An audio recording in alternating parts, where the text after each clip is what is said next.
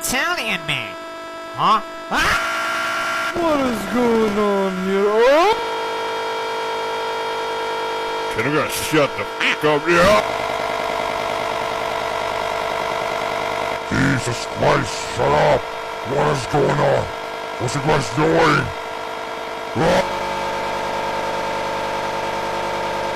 Can you be quiet? I'm trying to sleep! Must get up despite broken pelvis to celebrate the end.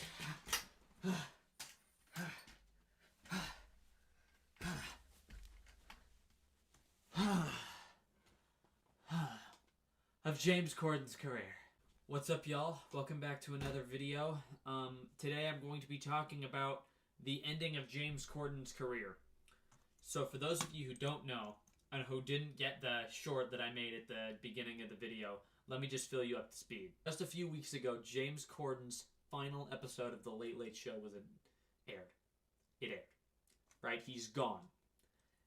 They announced that he was leaving the show back a few months prior, going into the release of its final season or whatever. I don't late night shows work differently, but they're just a cog in the machine. Anyway, what makes this story interesting is this. On May 5th, it was announced that James Corden's Late Late Show was losing millions a year before it was axed.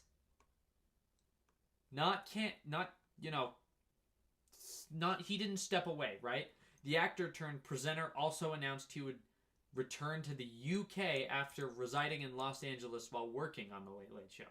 So he is not going to be an American anymore. Let's go. Let's go. He's your problem, Britain. He's your problem. He's your problem.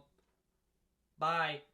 Bye. James Corden's Late Late Show is losing up to 20 million, 16 million British a year. Stateside sources have claimed.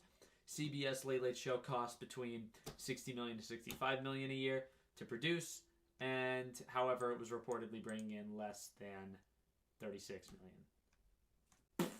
That just makes me happy, man. That just makes me happy because I'm one of the many people that does not like James Corden. There's our Reddit threads outing him for being a piece of shit. He's an overall dickhead. There was a story a few years ago, I want to say this was 2018, about a time he was having dinner with Harry Styles and he refused to take a picture with a fan and treated them like shit, and Harry Styles was a nice calm and did eventually take the picture, and and then that same night he was a piece of shit to waitstaff. I'm like, yeah, he could have been having a bad day, but these have been going on for decades. The show where he got his big start, it was released that he was a dick. All this stuff, right? Now, here's why I'm excited. James Corden's getting the Ellen DeGeneres treatment. Ellen DeGeneres has not made any, she has not done anything in the public eye for years since she left her morning show a few years ago in early 2020. Shortly thereafter, it was announced that she was, a nightmare on set to deal with, which, she has sort of less been forgiven for that, but nobody wants to work with her. Nobody. So what if, she's forgiven, she's in the right, whatever. Nobody is working with her anymore. She isn't getting hired. She's taking a step back. Granted, she's also pretty old. A lot of people don't know this, but she's in her 60s.